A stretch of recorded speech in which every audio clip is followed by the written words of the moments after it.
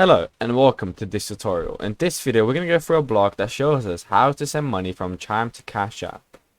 Now of course you need to make sure that you have a Cash App and a Chime account at the same time. In order to transfer money from Chime to your Cash App, you need to go into the Pay Anyone tab.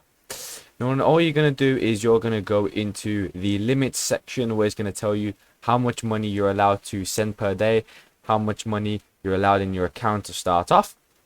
And all you're going to do is you're going to link an external account. That means that Chime and Cash App is going to be linked together. And all you're going to do is you're going to put your debit card number, your zip code, which is your postcode, your security code, and then your expiration date. And what that's going to do is going to link the Chime card into your Cash App.